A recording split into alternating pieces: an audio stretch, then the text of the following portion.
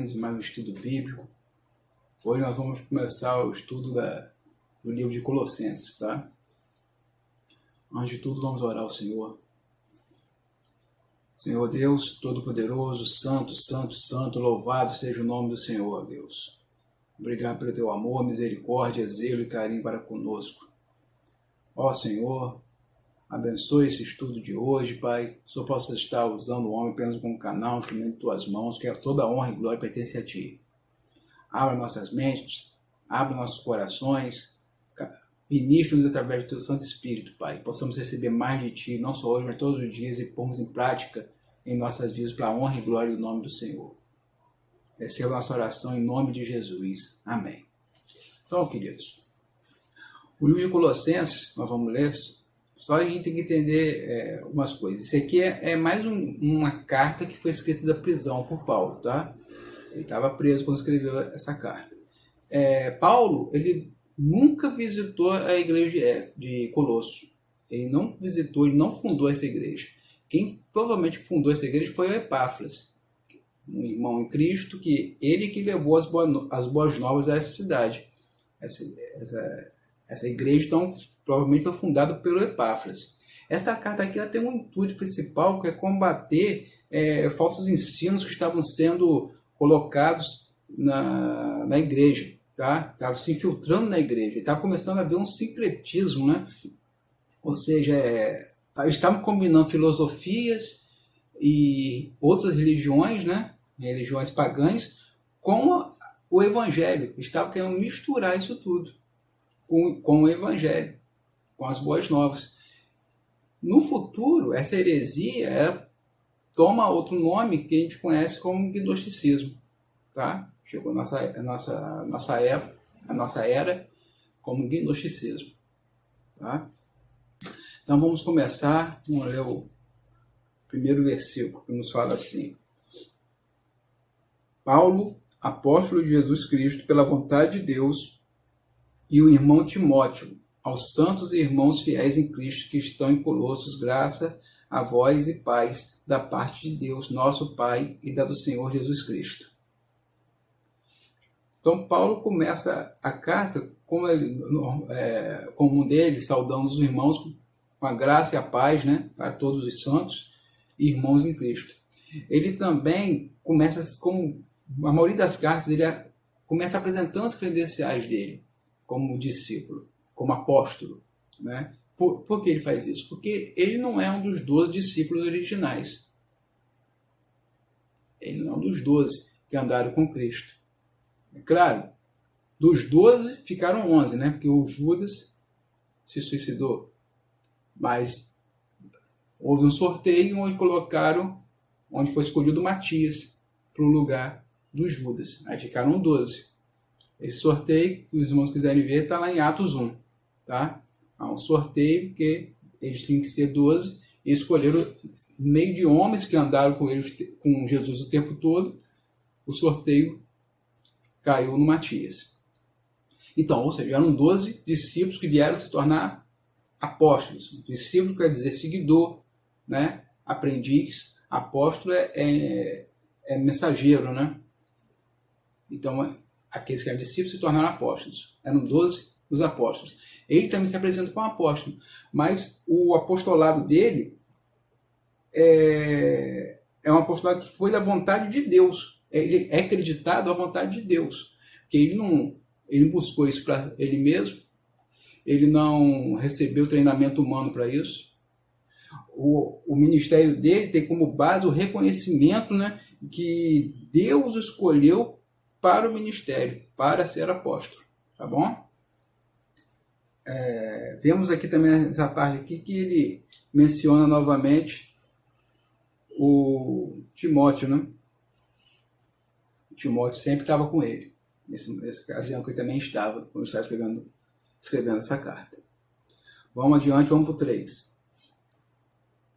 Graças damos a Deus, Pai do nosso Senhor Jesus Cristo, orando sempre por vós, porquanto ouvimos da vossa fé em Cristo Jesus e da caridade que tendes para com todos os santos, por causa da esperança vos está reservado nos céus, da qual já antes ouviste da palavra da verdade do Evangelho, que já chegou a vós, como também está em todo o mundo, e já vai frutificando, como também entre vós, desde um dia que ouviste e conheceste a graça de Deus em verdade.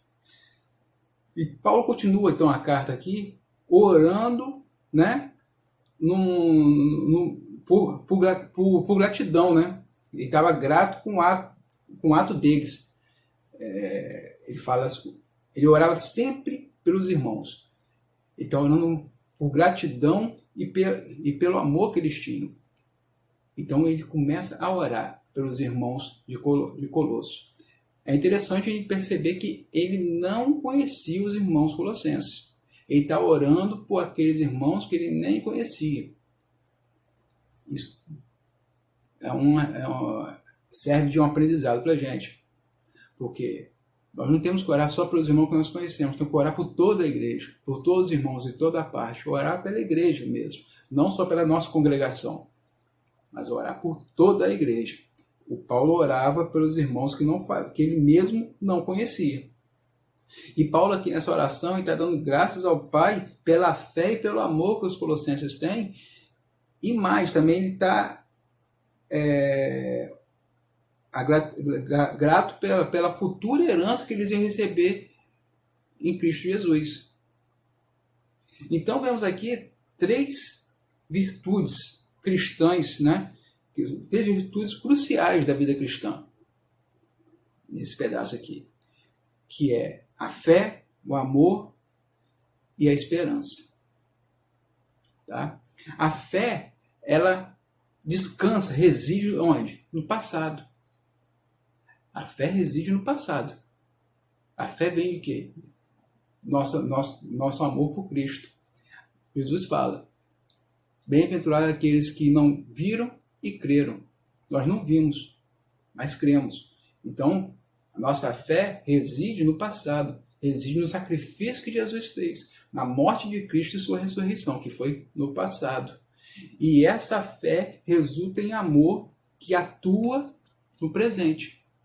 Está atuando no presente. O amor de Cristo, que vem através da fé que nasceu em nossos corações, ele é atuante no presente. E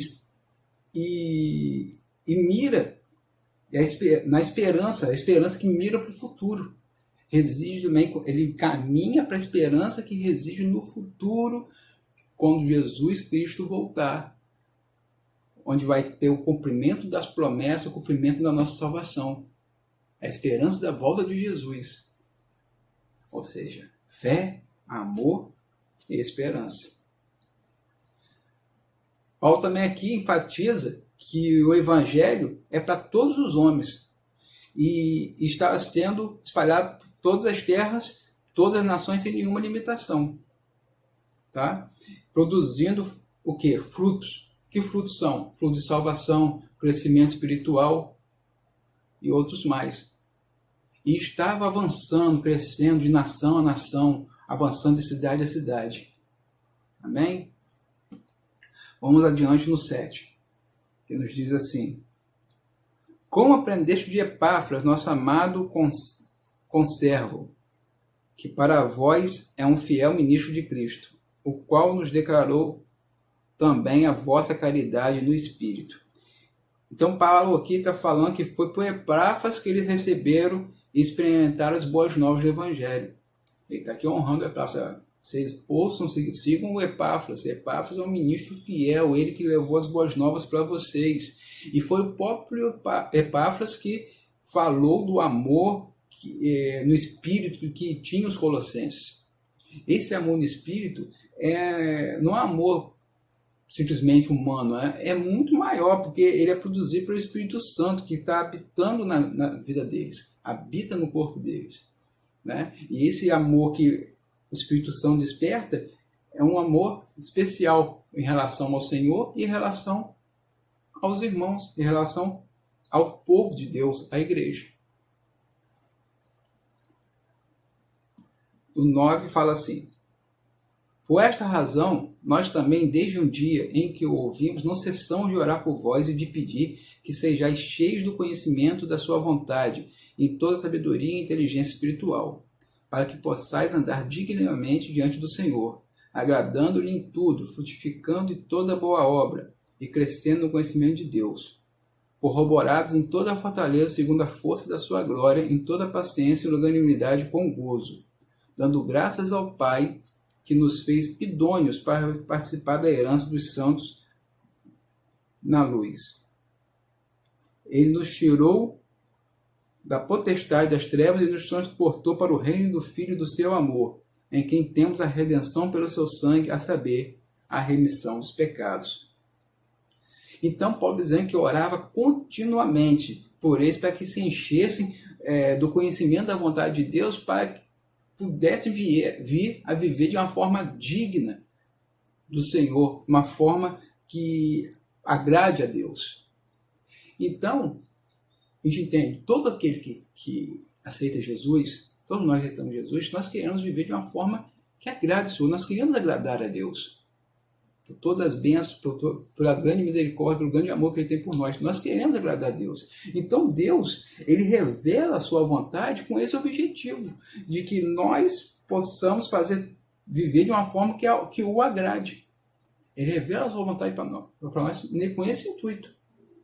Minha vontade é essa. Agora você pode viver de uma forma que me agrade. Porque não é que Ele está impondo isso. Todo aquele que se torna um cristão e ama a Deus, ele quer agradar a Deus. Não é verdade? Amém? Então,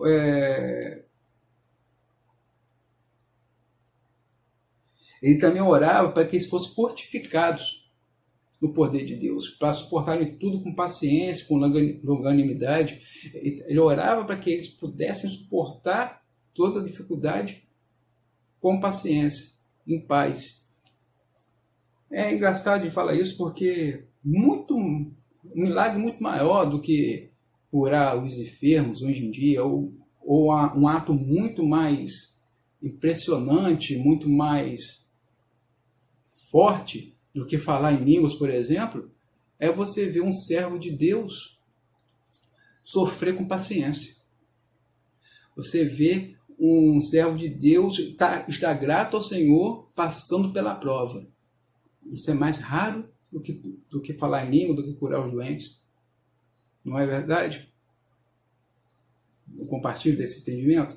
Sofrer com paciência, sendo grato a Deus em todo momento, seja bom ou seja ruim, isso se torna cada dia mais difícil na nossa sociedade, no meio cristão. Aí eu lembro de Jó. Jó passando pela dificuldade, chegou a o diabo tocar o corpo dele. Deus permitiu que ele adoecesse. A mulher fala: amaldiçoa o teu Deus e morre. Aí ele fala: você está falando como uma louca. Eu recebo o bom de Deus, não vou receber o mal. Ou seja, as bênçãos de Deus vêm. Quando vem a enfermidade, vem um problema que Deus permitiu, eu não vou receber também? Eu só quero bênção? A dificuldade, Deus deixou de ser meu Deus? É uma coisa para a gente refletir. E ele também estava orando para que eles fossem gratos sempre a Deus, porque Deus os capacitou a ser participantes do reino dele, do reino do Senhor. Através de quem? Por meio de Jesus, através de Jesus Cristo, que foi ele que pagou o preço, né, pela remissão dos pecados, pela absolvição dos pecados, através do quê? Do seu sangue derramado. Amém? Ele orava constantemente por eles nesses sentidos, para que eles crescessem espiritualmente, para que eles fossem fortalecidos e para que fossem gratos. É importante que eles crescessem espiritualmente mesmo, se tornassem mais maduros, porque estavam tendo ensinos errados, né, sendo implantado ensino errado dentro da igreja, e eles tinham que crescer espiritualmente para poderem se defender desses ensinos, não serem levados por esses ensinos falsos que iam contra a verdade do Evangelho. Então, vamos adiante para o 15. O qual é a imagem do Deus invisível, primogênito de toda a criação. Aqui, nesses versículos que seguirão, nós veremos algumas descrições dos relacionamentos de Jesus. Nesse que esse primeiro versículo que nós estamos lendo agora, o 15, fala sobre o relacionamento de Jesus com Deus. E está falando o quê? Jesus é o próprio Deus. Quem vê Jesus, vê o Pai. Quem vê Jesus está vendo Deus. Como foi falado lá no Evangelho de João, Felipe fala, o Senhor, mostra-nos o Pai. Ele fala, Felipe, estou andando tanto tempo com você e não me conhece? Quem vê a mim, vê o Pai. Ou seja, Jesus é Deus. Quem vê o Filho está vendo o Pai. E fala que ele é o primogênito de toda a criação. Esse primogênito aqui, essa primogenitura não está falando de nascimento. Está falando de posição. Tá? Jesus é Deus, então ele sempre existiu. Está falando de posição. Como está lá em Salmos 89, o 89, 27. Que Deus fala acerca de Davi, que vai colocar Davi em posição de primogênito. E assim ele se tornaria o maior de todos os reis. Ou seja, uma posição. O Davi não é primogênito. O Davi é o irmão caçula. E ele, nem como rei, é o primeiro dos reis, porque o primeiro dos reis de Israel foi o Saul. Mas ele fala que colocará o Davi em posição de primogênito. O primogênito era o maior, era o chefe, era o irmão que pegava a posição do pai. Então ele está falando que Jesus é o primogênito da criação, ou seja, ele é maior que toda a criação, ele é maior que tudo. É maior que tudo. Nada nem ninguém é maior que Jesus. Amém? O Pai colocou ele em posição de primogênito. Ele é o primogênito de toda a criação. Senhor de toda a criação. Amém? Vamos adiante para o 16. Porque nele foram criadas todas as coisas que há nos céus e na terra, visíveis e invisíveis, sejam tronos, sejam dominações, sejam principados, sejam potestades. Tudo foi criado por ele e para ele. E ele é antes de todas as coisas, e todas as coisas subsistem por ele. Então aqui está falando do seu relacionamento com o quê? O relacionamento de Jesus com a criação. Os falsos mestres diziam que Jesus não poderia ser Deus, porque Deus não habitaria no corpo humano, porque o corpo humano é maligno. E Jesus, então, seria um ser intermediário entre Deus e o homem, ou um ser criado, seria um anjo. Seria um anjo. Que Deus não teria essa relação com o homem. Seria um anjo que viria, porque Deus não entraria em contato com o homem ser mau, a carne ser mau, o corpo ser maligno. Esse era um dos ensinamentos que eles estavam colocando dentro da igreja. É aqui Paulo que fala que o Senhor Jesus é o próprio Criador. Tá? Tudo foi criado nele. Ou seja, no poder que existe dentro dele, no poder que reside nele. É criado por ele e para ele. Ele é o alvo da criação. É tudo em prol dele. É criado nele, por ele e para ele. E nesse tudo, ele está falando que tudo que se vê e tudo que não se vê. Potestades, tronos, seres materiais, seres angelicais, tudo foi criado por ele, nele, por ele e para ele. Ou seja, isso aí já refuta, acaba com a ideia que a gente estava falando, que o homem foi criado por ele. Então, se veio de Deus, o homem em si não é maligno. O corpo humano em si não é maligno. Nós, por nossa alma, nossos pecados residem nessa carne em si. Mas o corpo em si não é maligno, é a criação de Deus. O corpo em si não é maligno. Deus que criou. E Deus criou os anjos. Deus criou todos os seres angelicais. Tudo é ser criado. Jesus não é criado. Ele criou. Ele não é um anjo. Ele criou os anjos. Amém?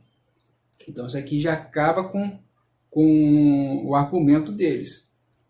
E fala, nada é maior que ele. Ninguém, nada e ninguém é maior que Cristo. Ele é antes de tudo.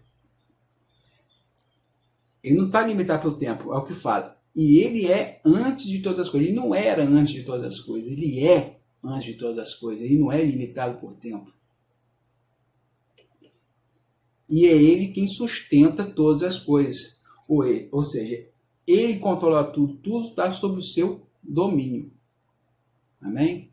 Sem Jesus, tudo saiu do controle. Ele controla tudo. Tudo no controle dele, tudo no domínio dele. Amém? Vamos para o 18, nos diz assim: e ele é a cabeça do corpo da igreja, é o princípio e o primogênito dentre os mortos, para que em tudo tenha a preeminência. Aqui está falando do relacionamento de Jesus com a igreja, da qual ele é a cabeça, ele que comanda, ele que guia. E ele é o primogênito, então, de uma nova criação, de uma nova aliança. Nova criação, sim. Ele é o primogênito de nova criação. Que todos aqueles, não é isso? Quando nós convertemos, todo aquele que aceita Jesus como seu Salvador, verdadeiramente, e tem seus pecados perdoados, e se torna o quê? Uma nova criatura. Nova criatura, nova criação. Ele é o primogênito, ele é o primeiro. Ele que nos torna novas criaturas. Ele é o primogênito, ele que começa essa nova aliança no seu sangue. É o início a partir de Cristo, essa nova aliança, essa nova criatura que nós nos tornamos a partir do momento que o aceitamos. Então ele também fala aqui que ele é o primogênito dentre os mortos, ou seja, o primogênito dos ressuscitados, o primeiro dos ressuscitados. Ah, irmão Cristiano, mas teve gente que ressuscitou antes de Jesus. Sim, teve. O Lázaro é um exemplo. O filho da viúva.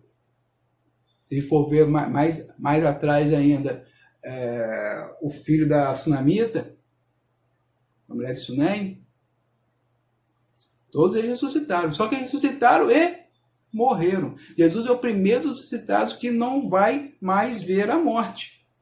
Tá? Ele é o primeiro ressuscitado para nunca mais morrer. Que ele ressuscitou num corpo incorruptível, que não está mais sujeito à degradação, não está mais sujeito à morte. Então ele é o primeiro dos ressuscitados para nunca mais morrer. Então ele é o primeiro na criação e na igreja. E sendo assim, ele tem a primazia em tudo. Ele é primeiro em tudo. A primazia está em tudo em Cristo. Amém? Vamos adiante. Agora qual versículo? Versículo 21. Não, 19. Porque foi do agrado do Pai que toda a plenitude nele habitasse, e que, havendo por ele feito a paz pelo sangue da sua cruz, por meio dele reconciliasse consigo mesmo todas as coisas, tanto as que estão na terra, como as que estão no céu. Aqui também vai de encontro ao ensinamento que estava sendo falado, porque eles falavam que Jesus não poderia estar, Deus não poderia estar no corpo de homem. Ele fala que toda a plenitude está em Cristo. Era do agrado do Pai que toda a plenitude nele habitasse, estivesse em Cristo. Ou seja, Cristo era, naquele momento, quando esteve nessa terra, 100% homem, 100% Deus. Toda a plenitude estava nele, o que tornou possível que, pelo seu sangue, nós fôssemos reconciliados com Deus e tivéssemos paz com Deus. Tá? Esse caminho foi aberto agora para todos que confiam em Jesus e o aceitam como Salvador. Todos aqueles que aceitam Cristo como seu Salvador têm esse caminho aberto através dessa ação de Cristo, através do seu sangue derramado. Sendo que ele só foi possível porque estava toda a plenitude nele. E é 100% homem, 100% Deus. O sacrifício perfeito. Vamos para o 21. A vós também que no outro tempo éreis estranhos e inimigos no entendimento pelas vossas obras mais, agora contudo vos reconciliou no corpo da sua carne pela morte, para perante ele vos apresentar santos e irrepreensíveis e inculpáveis, se na verdade permaneceres fundados e firmes na fé, e não vos moverdes da esperança do evangelho, que tendes ouvido, o qual foi pregado a toda criatura que é debaixo do céu, e do qual eu, Paulo, estou feito ministro. Então Paulo aqui está falando que a reconciliação deles é fato consumado. Antes eles estavam em pecados e Jesus os reconciliou com Deus. Tá? E o reconciliou como? No corpo da sua carne, ou seja, através de sua morte na cruz no corpo humano, que vem também refutar aquele ensinamento que eles falavam que Jesus não poderia estar num corpo humano. Mais uma vez, Paulo está calcando nessa questão para eles entenderem. E fala que reconciliados, que eles permaneçam na fé. Isso aqui não é uma condição, porque o homem não tem parte na salvação. Mas isso aqui ele está alertando aqueles que não estão firmes, que não se converteram verdadeiramente, que só falam que aceitaram Jesus, mas de coração não aceitaram. Porque, amados, a verdadeira fé traz com ela a qualidade de permanência, a qualidade de fidelidade. Tá? Quando nós verdadeiramente aceitamos Jesus de todo o coração, que verdadeiramente nasceu de Deus, se tornou realmente filho de Deus, ele segue firme com Cristo até o fim. Mesmo que ele venha a cair em algum momento, ele vai se levantar outra vez e vai continuar com Cristo. Tá? Isso é uma qualidade que vem com a fé verdadeira. Fidelidade, compromisso, tá? Permanência em Cristo. Então ele está falando, vocês, na verdade, permanecerem fundados e firmes na fé, ele está falando para aqueles que estão, digamos assim, quando a gente fala meio barro, meio tijolo, que fala que é cristão, mas na verdade não está com aquela verdadeira fé, não aceitou Jesus, entendeu que Cristo é o Salvador, mas não sentiu. Ele entendeu, mas não sentiu. No momento que ele sente, ele põe em prática essa fé. Essa fé tem a qualidade de permanência. Amém? Vamos adiante, no 24. Regozijo-me agora no que padeço por vós, e na minha carne cumpro o resto das aflições de Cristo, pelo seu corpo, que é a igreja, da qual eu estou feito ministro, segundo a dispensação de Deus, que me foi concedida para convosco, para cumprir a palavra de Deus. Paulo se via como um privilegiado por passar por aflições em benefício do povo de Deus, em benefício dos santos, e em preencher, né? Ele está preenchendo as aflições de Cristo. Ele fala que eu estou preenchendo as aflições de Cristo. Isso não tem nada a ver com o sacrifício, com a morte de Cristo na cruz, para a nossa salvação. A morte de Cristo na cruz foi suficiente, né, e satisfatória para Deus, para nos levar à salvação, nos trazer a salvação. Mas o que a gente tem que entender quando ele fala isso? A gente vê lá em Atos, quando ele tem um encontro com Jesus na estrada de Damasco, para Damasco. O que Jesus fala com ele? Fala assim: Saulo, Saulo, por que tu me persegues? Ele: quem és tu? Eu sou Jesus Cristo a quem você persegue. Ou seja, ele está perseguindo Jesus? Não, ele está perseguindo os cristãos. Então, como os cristãos estão sendo perseguidos, quem está sendo perseguido é Jesus. Então, a gente entende que, quando um cristão está sofrendo, Jesus sofre junto. Quando está passando por dificuldade, Jesus está junto passando pela dificuldade. Jesus está conosco todo o tempo.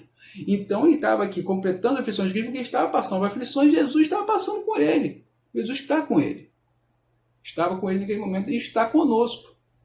Nas nossas tribulações, nossos problemas, Jesus está conosco. É isso que ele está falando. Tá? Então, é esse sentido que está falando de completar as aflições de Cristo. E Paulo estava muito tranquilo com isso, porque tudo que ele estava passando era a favor da igreja, da qual ele foi feito ministro pela vontade de Deus. E um ministério destacado, tendo o principal foco, quem? Os gentios. Ele foi separar para esse ministério. Então, ele passar por todo esse problema por conta dessa missão, desse ministério que foi dado a ele, estava tudo bem. Ele se regozijava por isso. Ele se alegrava. Vamos para o 26. O mistério que esteve oculto desde todos os séculos, em todas as gerações, e que agora foi manifesto aos seus santos, aos quais Deus quis fazer conhecer quais são as riquezas da glória deste mistério entre os gentios, que é Cristo em vós, esperança da glória. Os falsos mestres, eles diziam que havia um plano de Deus misterioso que ninguém conheceria, só alguns iriam descobrir. Paulo já vem e fala o quê? Que o plano de Deus foi totalmente revelado agora. Deus resolveu esclarecer todo o mistério. E que mistério é esse? Que plano é esse? Que Jesus é a cabeça da igreja, a igreja é o corpo de Cristo. Jesus é a cabeça que nutre, que orienta, que dá vida, e o corpo, a igreja, segue a cabeça e vai compartilhar da glória da cabeça. Vai compartilhar do reino de Deus. Vai compartilhar de toda a glória da cabeça, o corpo vai compartilhar junto. E fala mais que os judeus e gentios fazem parte desse mesmo corpo. Esse é o grande mistério. E Deus revelou. Amém? Vamos para o 28 para terminarmos, que nos diz assim: a quem anunciamos admoestando a todo homem e ensinando a todo homem em toda sabedoria, para que apresentemos todo homem perfeito em Jesus Cristo. E para isso também trabalho, combatendo segundo a sua eficácia que opera em mim poderosamente. Então Paulo não só anunciava o evangelho, ele também sentia responsabilidade por aqueles a quem ele levou a palavra, a quem ele ministrou, né? Ele queria apresentar todas essas pessoas perfeitas em Cristo, ou seja, ele queria apresentá-los a Deus maduros, adultos espiritualmente, né? Alicerçados na palavra, alicerçados na verdade. Esse é o intuito de Paulo. Ele tinha essa ideia. Ele não só pregava, preguei, agora ele ouviu e se vira. Não, ele queria o quê? Fortificar aquelas pessoas. Que elas se tornassem sólidas na fé, firmes na fé. Até porque eles estavam enfrentando a dificuldade aqui, nessa igreja, de falsos ensinos sendo ensinado a eles. Então eles tinham que estar alicerçados na fé, conhecedores da palavra. E Paulo fala, eu consigo agir dessa forma com eficiência, porque a força de Deus me torna eficaz. Ela me fortalece. Deus me capacita a trabalhar de maneira eficiente. Ele sentia essa necessidade de estar firmando os irmãos na fé. Amém? Então, amados, terminamos aqui o capítulo 1. Semana que vem, Deus assim permitir, continuaremos nosso estudo. Que Deus dê uma semana de paz, de alegria, de vitórias, de sabedoria, força para todos vocês, para todos nós. Uma semana vivida sempre, sempre de forma a agradá-lo. Nossas vidas sendo levadas de forma a agradar ao Pai. Amém? Vamos orar? Senhor Deus Todo-Poderoso, Santo, Santo, Santo, Santo, louvado e engrandecido seja o Teu santo nome, meu Deus. Obrigado, Pai, por tudo que foi aqui realizado. Obrigado pela palavra que o Senhor nos ministrou. Obrigado, Pai, por aprendermos mais de Ti, pela oportunidade que o Senhor nos dá de aprendermos mais do Senhor, para que possamos viver de maneira a agradá-lo. Louvado e engrandecido seja o Teu nome, Pai. Obrigado por tudo. Nos dê uma semana de paz, uma semana abençoada, uma semana alegre. Nós possamos repousar no Senhor e sentir a alegria e a paz que excede todo o entendimento. a paz que reside no Senhor. Ó Deus amado, Pai querido, abençoe e proteja cada irmão, abençoe cada família aqui representada por quem está assistindo esse vídeo. Abençoe a tua igreja, Pai, espalhada por essa terra. Guarde os teus servos, Pai. Muito obrigado por tudo, Senhor. Receba a nossa oração em nome de Jesus. Amém. Amém, amados. Fique com Deus. Até a semana que vem. Tchau, tchau. Shalom. Restaura-me, ó Deus,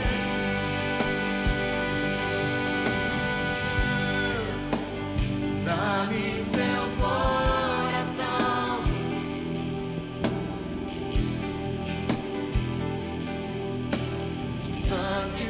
santifica-me, purifica-me, dá-me seus olhos, restaura-me, ó Deus,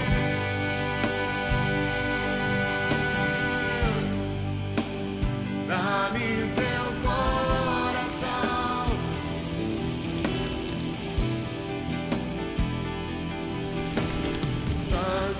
santifica-me, purifica-me, dá-me seus olhos,